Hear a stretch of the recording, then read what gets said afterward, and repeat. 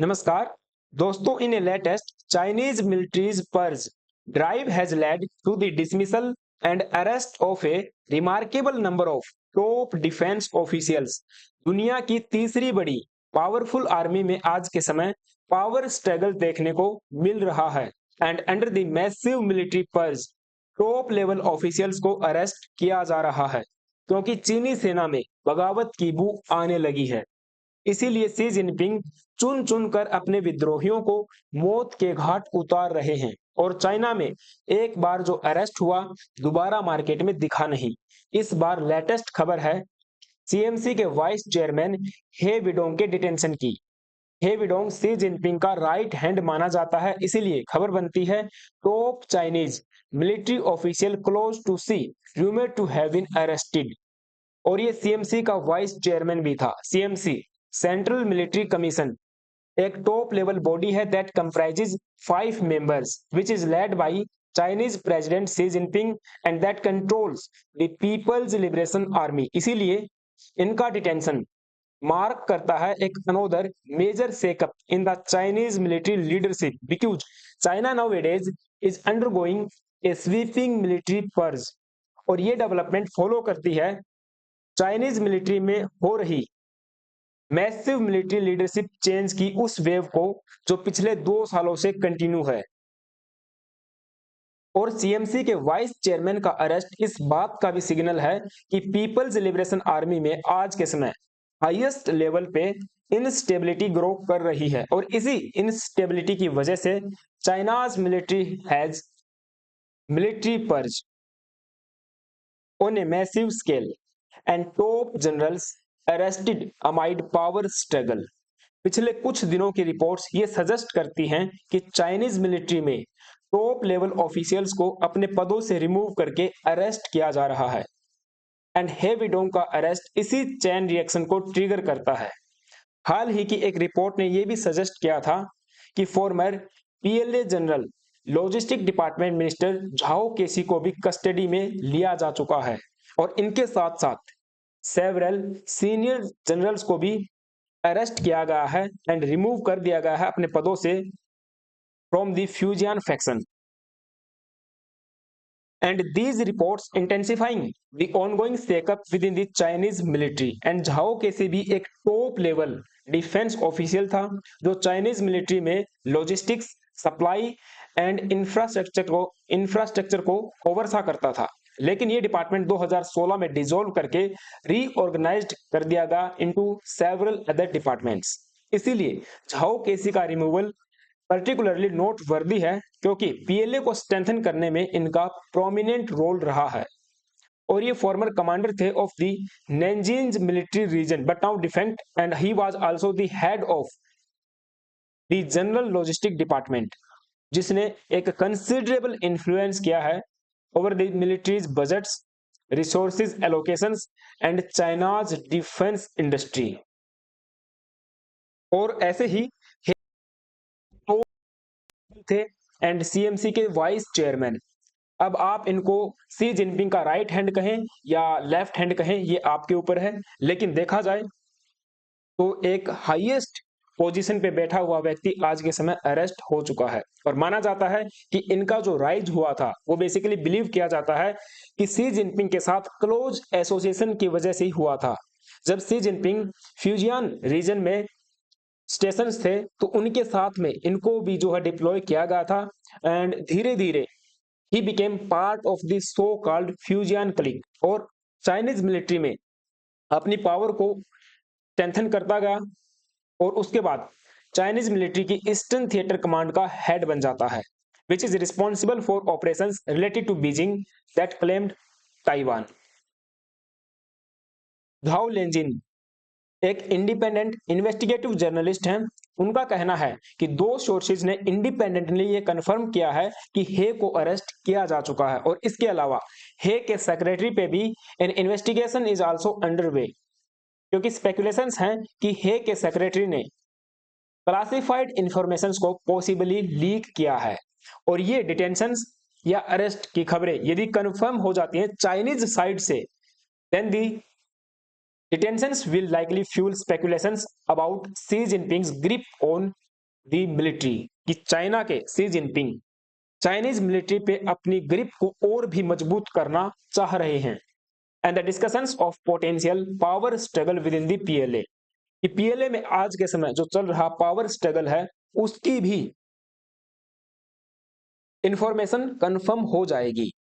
और ये जो अरेस्ट है हे का एंड उनके सेक्रेटरी का, ये एक सिग्निफिकेंट मार्क है या शिफ्ट है in PLA's power structure, particularly in the management of resources and logistics। पिछले 2 से 3 सालों से इसी तरह से चाइनीज मिलिट्री में मैनेजमेंट को शिफ्ट किया जा रहा है। नवंबर 2024 में खबर आई थी कि सीएमसी सेंट्रल मिलिट्री कमीशन के एक मेंबर माओ हुआ को भी रिमूव करके अरेस्ट किया गया है, जो फॉर्मर हेड थे पॉलिटिकल वर्क डिपार्टमेंट के, and he was also placed under investigations for serious violations of discipline. अब यहाँ पे इन शब्दों से साफ साफ पता चलता है कि बगावत की बू इनमें भी आने लगी थी और बगावत की वजह से ही इनको रिमूव किया गया था। और ये जो पर्ज है जो मिलिट्री में सफाया हो रहा है, that has extended beyond individual arrest. केवल इंडिविजुअल टॉप ऑफिशियल्स को ही अरेस्ट नहीं किया जा रहा।